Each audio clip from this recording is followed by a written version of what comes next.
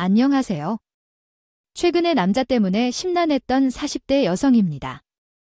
지금은 그 남자와의 관계를 끝내고 혼자 자유롭게 살고 있어요. 한 번 상처를 받은 후 얻은 자유가 얼마나 소중한지 알게 되었습니다. 혼자 사는 사람이 많아지고 있다는데 혼자서 산다는 것이 현대적인 트렌드인가 봅니다. 제가 겪은 일도 그 속에 포함되어 있죠. 저흰 처음 만났을 때 그 남자를 싹둑 잘라버리고 싶은 마음이 컸어요. 그러나 그 후 저보다 5살 어린 그와 결혼을 하게 되었습니다. 결혼 전에는 혼자 살겠다고 말했지만 결국 그와 결혼하게 되었습니다. 부모님이 이혼하셔서 혼자 산다는 것에 긍정적이었고 결혼이라는 선택을 피하려고 했었죠. 결혼 중인 사람들도 예전에는 혼자 살겠다던 것을 어떻게 보면 변해가고 있네요. 결혼도 각자의 선택이지만요.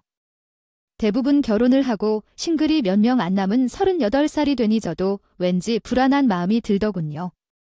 이거 왜 사결혼을 안 한다는 거야?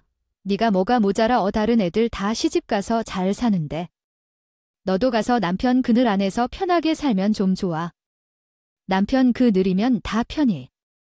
엄마는 편하게 살았어. 엄마가 어때서 이 정도면 됐지? 그리고 남자들이 다 아빠 같은 줄 알아? 요새 남자들은 옛날 사람들 같지 않아. 외에도 같이 봐주고 설거지 빨래 도타듯 하지만 나는 아니에요.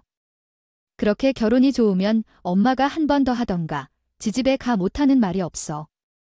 엄마는 제가 혼자 늙어가는 꼴을 가만히 보고 계실 수가 없어. 어디서 자꾸 선을 잡아 오셨어요. 당연히 저는 안 나간다고 했고 그런 저의 말에도 억지로 선을 잡아 오셨어요. 저도 엄마 닮아 고집은 일 고집하거든요. 3번을 연속으로 펑크했더니 다시는 약속을 안 잡아 오시더라고요. 등짝은 수시로 맞았지만 그렇다고 억지로 그런 자리에 앉아있기도 싫었어요. 결혼 생각도 없는데 그런 자리에 앉아있는 것 자체가 상대에게 더 신뢰라는 생각도 들었고요. 그렇게 꿋꿋하게 버텼지만 38살에 남은 싱글 친구 3명 중 1명이 결혼을 했어요. 당연히 결혼식장에 도가고 축하를 해줬지만 그때 가슴에 뭔가가 빠져나간 것 함께 허전한 느낌이 들었고 불안한 마음도 들었습니다. 모두가 평생 혼자 살 것이라고 했지만 왜 결혼식장에 남편과 함께 했나요? 다수의 아이들을 데리고 다닐 때는 조급해 보였지만 얼굴은 편안했습니다. 그때 걔들을 보며 안정감을 느꼈어요.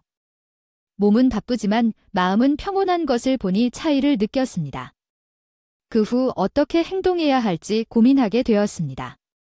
결혼에 대한 생각도 조금 바뀌기 시작했습니다.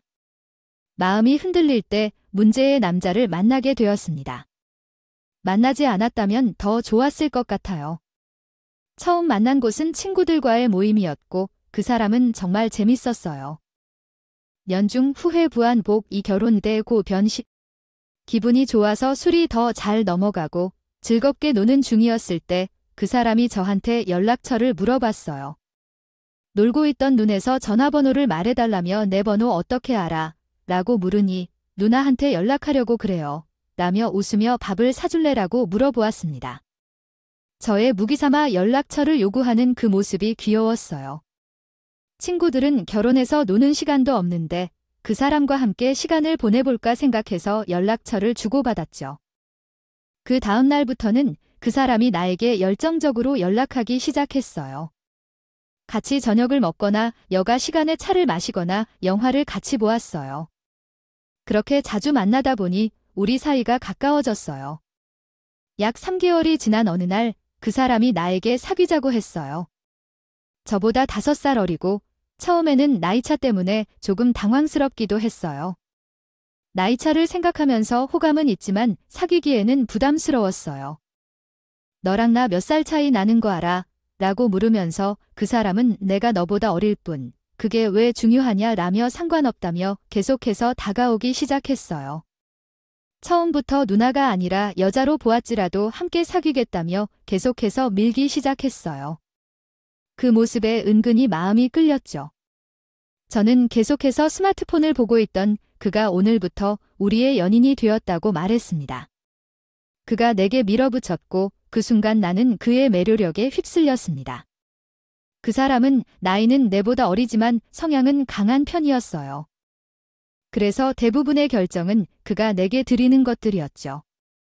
데이트 장소를 정하거나 식당 메뉴를 선택할 때 그는 항상 내 취향을 고려해 준답니다. 살다 보면 자신을 더 소홀히 다루게 되지만 그는 항상 내 마음을 잘 이해해 주었죠. 결국 나는 그를 따라가는 것이 행복했어요. 내가 불평할까봐 걱정했지만 우리의 관계는 그의 성실함과 협력으로 이루어졌답니다. 우리는 만나고 3개월 후 그가 나에게 결혼을 제안했어요. 처음에는 농담인 줄 알았지만 그는 진심이었죠. 나도 고민 없이 결혼을 수락했어요. 종종 연애는 해봤지만 결혼까지 생각해 본 적이 없었는데 나는 그에게 책임지고 싶었기 때문이었죠. 하지만 결혼 후 6개월 만에 나는 어떤 실망을 느끼기 시작했어요. 갑작스럽게 결혼을 제안하고 나보다 나이가 많다는 것을 고려하지 않았다는 점이 마음에 걸렸죠. 당황스러웠어요. 나는 그에게 단호하게 거절을 했어요. 내가 나이가 많고 어른들은 그런 거 안 좋아하신다고 여태 싱글을 고집하며 살아왔는데 뒤늦게 결혼하면서 환영받지 못하는 시댁은 나도 원치 않는다고 솔직하게 말했어요. 하지만 그 사람은 고집에 꺾지 않았고 그 뒤로도 줄기차게 결혼을 밀어붙이더군요. 연애할 때도 그 얘기 밀려사 했던 나는 결혼도 그렇게 될까봐 겁이 났어요. 그러자 그는 이렇게 말했어요. 사람 어차피 혼자 못 살아. 언젠가는 누나도 누구랑 결혼하고 싶을 거야. 그러니까 지금 이렇게 내가 손 내밀 때 잡아. 내가 평생 행복하게 해줄게. 우리 사귈 때도 그렇게 싫다고 하더니 막상 사귀니까 이렇게 좋잖아. 그러니까 나 믿어. 자기를 밀지 않을 거야. 큰 소리 뻥뻥 치는 이 사람이 대체 뭘 믿고 이런 아쉬웠어요. 사귄 지 이제 겨우 3개월 된 이 사람이 처음 만난 것도 고작 6개월 밖에 되지 않았는데 어떤 점을 보고 결혼하자고 하는 건지 도통 이해가 되질 않았어요. 게다가 계속 나는 싱글을 고집하는 내 입장을 뒤집은 면서까지 이 사람과 결혼하는 게 맞나 확신이 없었어요. 그렇게 우물쭈물함을 하는 나와 달리 그 사람은 계속 결혼을 밀어붙였고 10번 이상 반복해서 찍다 보니 어쩔 수 없이 넘어가 버렸어요. 결혼하겠다는 제안을 받았을 때 우리 집에서는 두 손 두 발 들고 환영해 주었습니다. 이전에는 집에서 똥카치 취급을 받았었던 나로서는 부모님께서 이렇게 좋아하시니 이걸로도 괜찮은 것 아닌가 싶기도 했죠. 다만 상대가 나보다 5살 어리다는 사실에 놀라는 부모님과 결혼을 반대하지 않는 부모님의 의외의 반응에 안도했어요. 만난 지 1년 만에 결혼식을 올렸는데 주변 반응은 놀라면서도 축하해 주셨어요. 결혼식을 치르고 신혼여행을 떠났을 때 내 생각이 났어요. 결혼식 당일 우리 엄마는 결혼을 한다는 것을 좋아해 주시는 듯 했고 눈물을 보이지 않았는데 이에 비해 시어머니는 울면서 시식을 진행했던 기억이 들었어요. 외동자가 느슨한 감정을 지닌 어머니와 완전히 반대되는 모습을 보고 있는 손님들의 모습이 매우 선명하게 기억나요. 그 모습에서 참으로 현실적인 여자가 옆을 도운 여제는 우리 결혼 생활이 시작되었고 처음 6개월은 정말로 행복했어요. 재미도 있었고요. 서로 사귀고 있는 것이 1년도 안 된 상황에서 콩깍지가 벗겨지기 전이잖아요. 그래서 둘이 얼마나 좋았는지 말이에요. 사귈 때는 데이트 후 헤어질 때 아쉽고 그랬는데 결혼해서 같이 집으로 들어가니 헤어지고 싶지 않고 그 사람이 정말로 나이에서 나이로 살림을 참 잘 해주었어요. 요리를 얼마나 잘하는지 제가 저녁 준비하려고 해도 어느새 앞치마를 메고 주방에서 재료를 손질하고 있었어요. 그러면서도 저도 소파에 앉아 쉬라고 했죠. 제가 필요한 것들을 말하기 전에 다 준비하고 챙겨주는 등 정말로 참 잘 챙겨줬어요. 그렇게 자기가 좋으면 간이고 쓸 게 다 빼줄 수 있는 사람이 있잖아요. 그 사람이 딱 그런 케이스였어요. 하지만 그 행복한 시간은 오래 가지 않았어요. 사람은 일관성이 정말 중요한데 이 사람은 일관성은커녕 양 냄비 같은 사람이었어요. 자기나 퇴근했는데 오늘도 되었죠? 어떻게 해야 할까? 오늘 동기 모임이 있어서 늦을 것 같은데 모임에 대해 말해주려고 미리 알려주지 않았는데 죄송해. 요즘 내가 자꾸 깜빡하고 일찍 들어가서 저녁 먹고 그래? 결혼한 지 약 6개월이 지나도록 남편은 항상 함께 저녁을 먹고 있는 사람이었습니다. 그러나 그 이후로 혼자 외식을 하고 들어오는 경우가 생기기 시작했어요. 외식은 필요한 일이겠지만 그 사람도 사회생활을 하고 있으니까 사회적 관계도 유지해야 하고 친구들과의 모임도 있을 텐데요. 그것을 이해하지 못할 이유는 없지만 모든 것은 적당히 해야 한다는 점이 있잖아요. 결혼했으니 모든 것을 함께 해야 한다는 것이 아니라 일주일에 한둘 번은 자기 일을 볼 수 있고 나머지는 집에 와야 하는 거죠. 처음에는 일주일에 한두 번 늦게 들어왔지만 문제는 그 횟수가 늘어난다는 점이었어요. 2주일에 이틀 아닌 어떤 횟수가 나중에는 5번이나 6번까지 늦게 들어온다면 주중에 2번을 제외하고는 저 혼자 저녁을 먹는데 어떤 아내도 좋다고 할 수 없겠지요. 그 시점은 결혼한 지 약 1년쯤 된 때였는데 저도 사람이니까 화가 날 수밖에 없죠. 결과적으로 절제하자면 오늘도 됐죠. 자기도 저도 너무 홧김에 지금은 한 주 동안 월, 화, 수, 목, 금까지 모두 늦게 들어오자는 것은 당신 왜 그래? 뭐 하고 다니는 거야? 라는 의문이 들어버린다고요? 그냥 친구들이랑 저녁을 먹고 담소를 나누고 PC방에서 게임 한판 하고 그러고 싶다면 집에 와서 나랑 해야지. 저는 컴퓨터와는 별로 친하지 않아요. 그래서 컴퓨터 게임은 하나도 하지 않았어요. 그러다가 어느 날 그 사람이 집에 있을 때는 게임이 필요하다며 제게 말했어요. 저는 익숙하지 않지만 도전해보자고 했죠. 그래서 집에서 게임을 하자고 제안했더니 너와 하면 재미없어 라고 하더라고요. 저랑 집에서 시간을 보내는 것이 재미없다고 한 걸 듣고 너무 속상했어요. 어떻게 결혼한 지 1년도 안 돼서 벌써 이럴까요? 사람이 변하면서 이렇게 변할 수 있다는 게 놀랍네요. 결국 우리는 주말마다 집에만 붙들어 있으면서 부부 싸움만 했어요. 싸움 끝에 그가 집을 나가버렸어요. 그가 어디로 가는지 몰랐지만 조금은 안도해야겠다 싶어서 문을 닫고 나가버린 거죠. 그러다가 다시 돌아오면서 결혼한 게 후회됐다는 생각이 들었어요. 결혼 전에 부모님의 모습을 봤을 때 결혼하지 말아야겠다고 다짐했었는데 결국은 이 사람 꼬인 매듭에 끌려 결혼을 했어요. 너무 후회돼요. 눈물이 나올 정도로 속상한 마음인데 어떡하죠? 이미 결혼식도 올렸는데 어떻게든 이 결혼을 유지해야 할까요? 아내가 테이킹을 해야죠.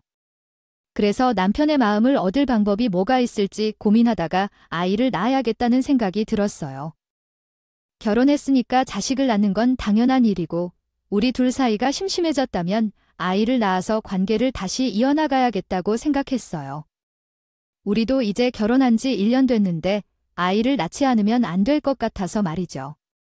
아이가 자기와 닮은 모습이라면 너무 귀여울 것 같아서 내 친구들을 보면서 그러더군요. 돈도 그렇고 시간도 그렇기에 우리 소모임에 못 나오는 친구도 있어요. 아내가 그러면서 임신에 부정적인 반응을 보여요. 저는 결혼 생활을 원활히 이어나가려고 고민했는데 그런 말을 하면서 책임지기 싫다는 어조로 이야기하는 모습에 화가 나더라고요. 화를 가라앉히고 다시 이야기를 해봤지만 제 말은 전혀 들리지 않았어요. 결혼할 때는 하늘의 별도 따다 줄 것 같았던데 이렇게 변할 수 있다는 게 어떻게 가능한지 의아해졌어요. 그런 모습을 보니 제가 이 사람을 정확히 보지 못한 것 같아서 사려가 돼버린 것 같아요. 정말 죄송합니다. 그런데 해당 내용은 제한된 공간으로 인해 완전하게 표현이 어려운 것 같습니다. 부디 제가 어떻게 도와드릴 수 있는지 알려주시면 감사하겠습니다. 삶이 정말 어렵고 쉽지 않다는 것을 1년밖에 경험해보지 않았지만 깨닫게 되었습니다. 결혼을 너무 쉽게 생각해서 후회했어요. 그 사람에게 아이 생각이 있든 없든 저 혼자 임신을 목표로 몸을 관리했어요. 결혼 후 1년 동안 피임을 안 해도 아이가 생기지 않아서 내게 문제가 있는 것 같기도 해요. 그래서 영양제를 챙겨 먹고 운동도 시작했어요. 남편은 여전히 매일 늦게 들어왔지만 스트레스 받지 않기로 했어요. 결혼해서 사이가 좋아야 한다는 규칙은 없어요. 내려놓고 나만의 방법을 찾아가다가 남편의 금융사고가 생겨요. 그날은 다른 사람 같았어요. 예상치 못한 풍기덕이었지만 마음을 잡아먹었습니다. 기분 좋게 저녁을 먹고 TV를 보던 중 갑자기 남편이 이상하게 행동하더니 무슨 일이 있는지 물어봐요. 뭔가 특별한 소식이 있다는 느낌이었죠. 결과적으로 제 두 눈에 감을 것이었습니다. 그동안이 살아야 하는 것이다. 나를 진정시키려면 그렇게 해야 한다고 생각했어요. 줄은 우리 집 말이야. 돈이 없어서 형님들한테 빌렸거든요. 빌린 돈으로 결혼을 하면서 집을 샀어요. 매매를 하면서도 돈이 부족해서 3분의 1을 대출로 산 집인데 나머지 돈도 빌렸어요. 그래서 우리 집은 모두 빌린 돈으로 샀다는 얘기예요. 부모님이 주신 돈은 아니에요. 결국 100% 빚으로 산 아파트라는 말이에요. 그 돈을 제대로 갚지 못해서 형님들이 화를 내고 일시불로 갚으라고 으름장을 두어요. 그래서 말인데 당신 카페를 처분해서 돈을 갚으면 안 될까요? 카페. 어떤 카페? 형님들이 무서운 사람들이라 돈을 바로 갚아야 한다며 제가 운영하고 있는 카페를 팔라고 하더라고요. 그러나 난 장사 사장이 아니었어요. 그렇게 이해가 안 돼서 혼란스러웠어요. 나는 일을 하는 곳이 카페지만 친구의 카페를 운영할 뿐이었어요. 근데 남편은 내 카페인 줄 알았대요. 아니야, 그럼 그 카페가 내 거란 말이야? 직원들이 당신 거라고 해서 그렇게 생각한 거였어요. 그럼 당신의 것과 아니야? 헉, 그것은 정말 어려운 상황이네요. 아무래도 충격적이고 슬프다는 느낌이에요. 판단력이나 선택을 틀렸다고 자책하는 것보다도 아픈 상황을 견디며 넘어가는 것이 중요해요. 힘내세요. 그분이 결혼해도 마음이 안 식었고 그런데 그렇게 하고 싶은 마음은 강했어요. 겨우 마음을 다스리고 다독거리며 견뎠어요. 늦게 결혼해도 많이 살지 못하고 이혼했다는 소문이 돌 정도로 너무 싫었어요. 그래서 죽기라도 하든 밥이 되든 참을 수밖에 없었죠. 세대가구나 가전도 없어서 일단 컨테이너에 넣고 트렁크 2개만 만들었어요.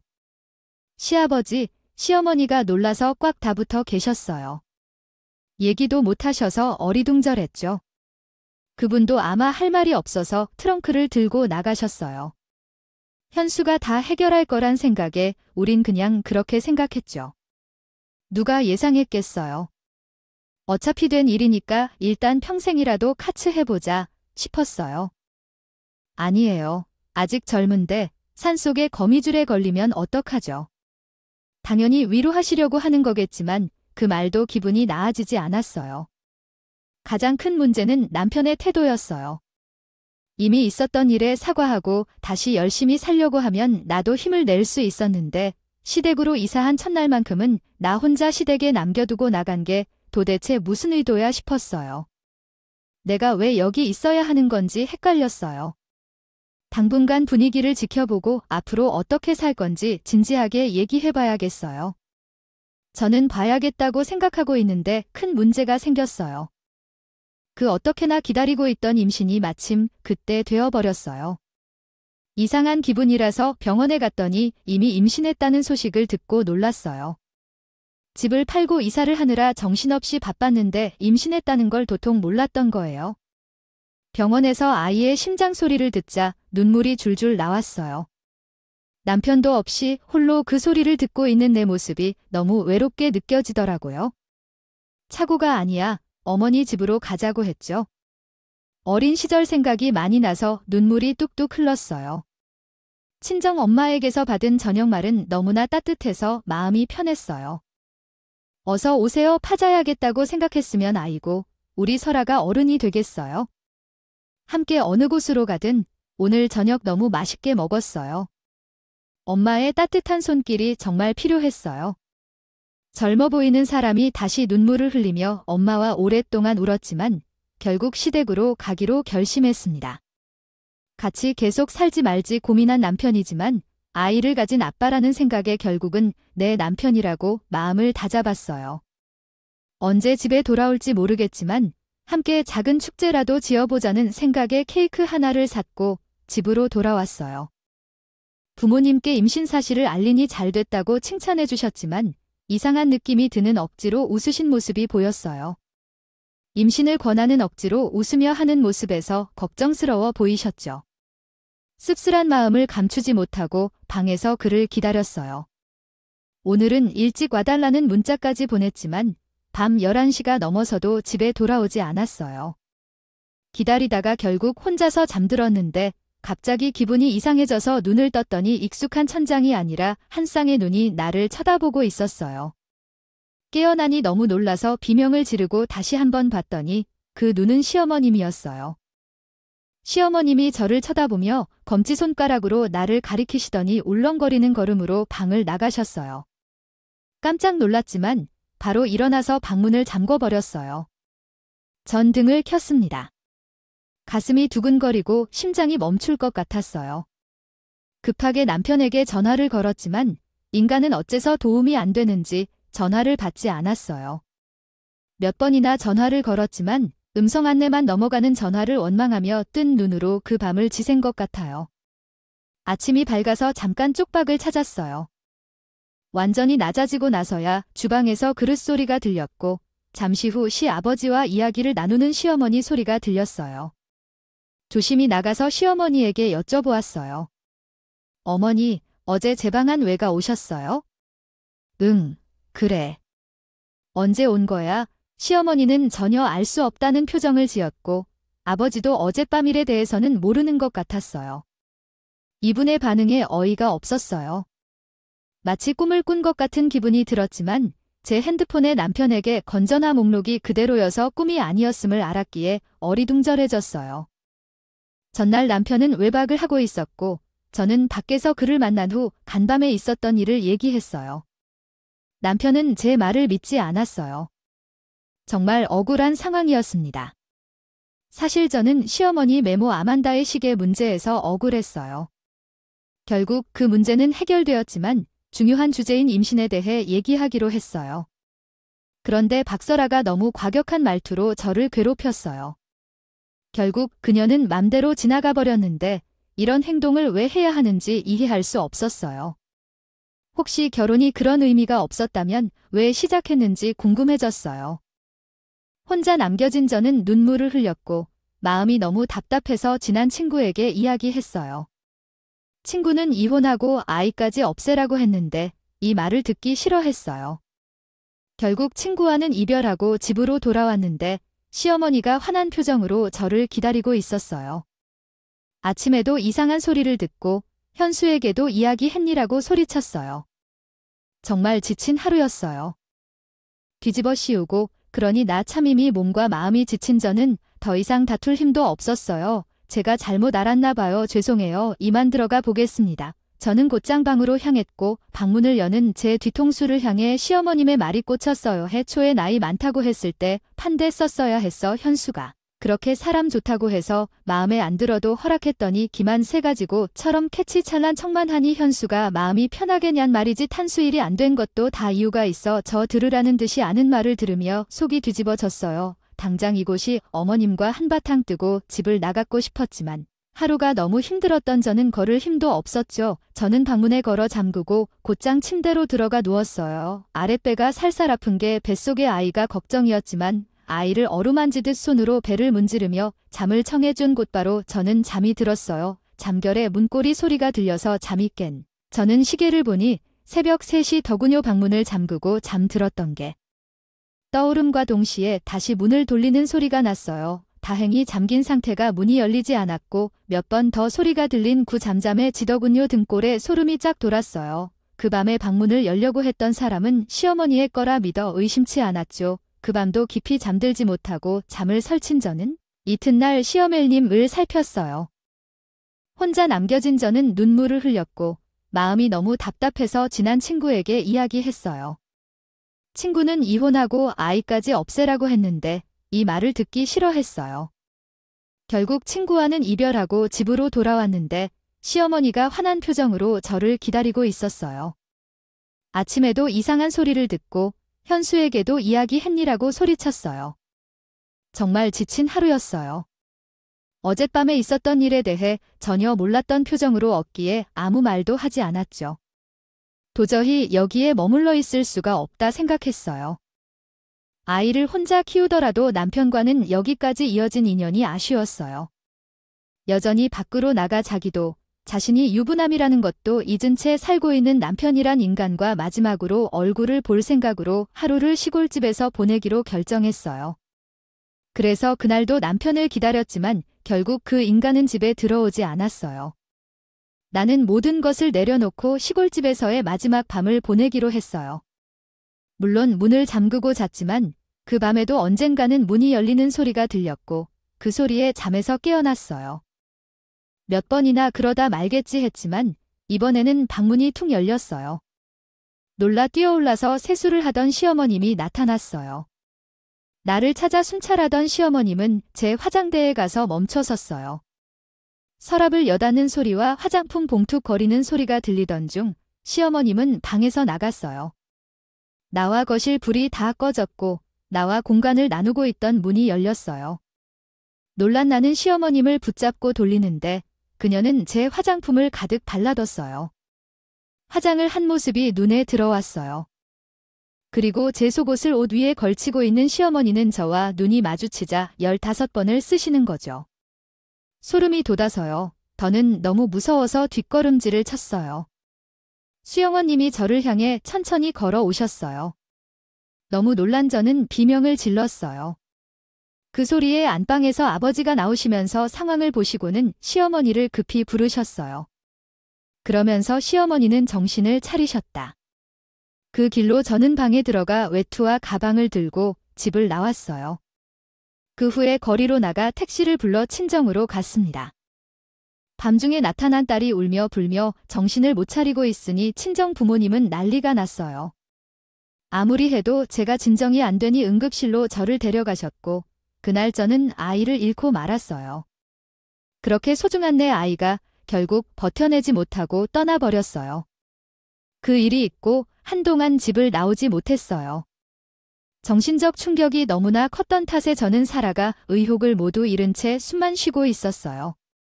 그러는 사이 그 사람이 몇 번이나 집을 찾아왔지만 친정 부모님은 문 전박대를 하시며 어휘신도 하지 말라고 하셨어요. 그럼에도 불구하고 계속 찾아와서 저를 불러대더군요. 미안하다면서 다시 시작하자며 자기가 너무 늦게 깨달았다 하는 등 구구절절하게 말했지만 저는 대답을 일체하지 않았어요. 오히려 부모님의 던진 물받아 소금 줄이며 돌아갔습니다. 그런 6개월 정도 지나 겨우 정신을 차리게 된 나는 그가 카페에서 다시 나타났다. 그는 내 앞에서 무릎을 꿇고 용서를 구하는데 내 잘못이라며 우리 집, 우리 아이, 모든 것이 내 잘못이라고 말했다. 그는 나 없이는 안 될 인간이라며 함께 시작하자고 했지만 나는 멍하니 그를 바라봤다. 그 말을 끝까지 듣지도 않고 난 무심하게 그를 무시했다. 그러자 그는 붙잡고 계속해서 말을 이었다. 그는 우리 엄마 마리아를 만난 뒤 선망증을 앓았다고 하며 시안 한 병을 들고 있었고 그때 내가 이상한 행동을 한 것이다. 나는 미안하다고 말했지만 그는 한 번 더 기회를 줄 것을 요구했다. 그러나 나는 더 이상 참지 못했다. 나는 그의 손을 뿌리쳤고 그에게 손바닥을 날렸다. 그리고 내가 떠났을 때 그의 소리가 경쾌하게 들렸다. 다시 시작하자는 그의 말이 나오더니 나는 그것에 대해 신경 쓰지 않았다. 그가 어떻게 내게 행동했는지, 남을 괴롭히듯 했는지 알겠지? 그래서 다시 내 앞에 나타나지 말라고 했다. 나도 내가 무엇을 할지 모르기 때문에. 알겠습니다. 이렇게 나는 그 사람과의 관계를 정리했습니다. 저에게 닥친 일에 비하면 한참 부족한 복수일지라도 그렇게라도 인연이 끊어진 것만으로도 다행이라고 생각했습니다. 뒤에서 들리는 소리를 들어보니 결국은 그 사람은 아파트까지 모두 팔아먹고 와이셋방으로 전전한다는 이야기를 들었어요. 애초에 싹수가 노란 그런 사람이었어요. 그렇게라도 인연이 끊어져서 다행했습니다. 이젠 너무 편안하고 자유롭습니다. 결혼을 하고 잠시 안락한 삶을 꿈꿨지만 결혼은 제게는 지옥 같은 고디였기에 지금은 그로부터 잘 벗어났다는 것이 얼마나 행복한지 몰라요. 하는 일이 너무 재미있고 배우고 싶은 것도 맘껏 배우고 싶었던 여행도 하며 싱글 생활을 아주 제대로 즐기고 있어요. 결국 오래 못 버티고 이혼했다는 소문도 났지만 그것이 전부예요. 시간이 흐르니 사람들의 관심에서 멀어지고 꽃은 더 이상 시들게 되었어요. 다시 간이 해결해졌어요. 부모님도 더는 제게 결혼 얘기를 하지 않으셨어요. 그 일을 계기로 부모님과 오히려 함께하는 시간이 늘어나고 사이가 더 돈독해진 것이 너무 좋아요. 지금 새로운 삶이 정말로 딱 좋습니다. 제 이야기는 여기까지입니다. 끝까지 들어주셔서 감사합니다. 음악을 좋아하는 사람들에게는 너무나 감동적인 순간이었다. 그들은 음악 속에 감정을 담아 행복과 슬픔을 함께 느꼈다. 한마디로 음악은 우리 삶의 일부분이며 우리를 한층 더 풍요롭게 만들어준다.